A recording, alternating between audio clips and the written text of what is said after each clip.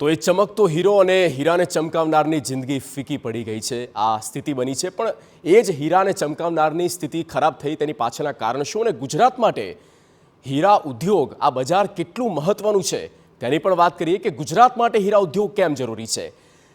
સવાલ એ થાય સ્વાભાવિક છે, કારણ કે પ્રતિ વર્ષે 1,43,000 કરોડની આવક ત્યાંથી થઈ રહી છે।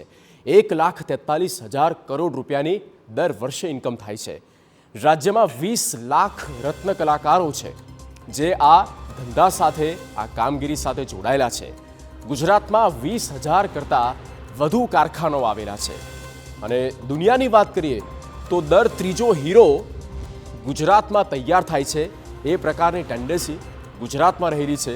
આ માર્કેટમાં ગુજરાતને અનુરૂપ થઈ રહી છે। આખું માર્કેટ એ પ્રકારે પહેલેથી વિકસેલું છે અને માટે જ હીરા ઉદ્યોગ જે છે તે ગુજરાતમાં સૌથી વધારે છે।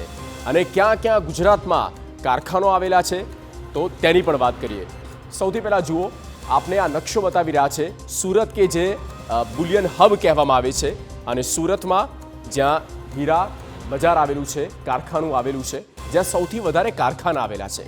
ત્યારબાદ નંબર છે અમદાવાદની વાત કરીએ મધ્ય ગુજરાતમાં, તો અમદાવાદમાં પણ એક મોટા પાયે આ સેક્ટર સાથે કેટલાક લોકો, મોટી સંખ્યામાં લોકો જોડાયેલા છે, ત્યાં પણ બજાર આવેલું છે। ત્યારબાદ વાત કરીશું નોર્થ ગુજરાતની ઉપર જઈએ તો ડીસા અને પાટણ, ત્યાં પણ હીરા માર્કેટ આવેલું છે।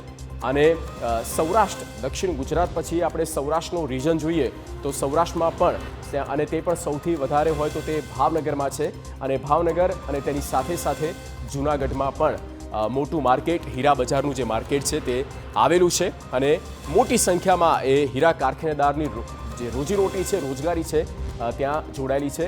ઉત્તર ગુજરાતમાં પાટણની સાથે પાલનપુર પણ છે અને સિદ્ધપુર પણ છે, ત્યાં પણ હીરા માર્કેટ આવેલું છે। નોંધનીય માર્કેટ આ કહી શકાય।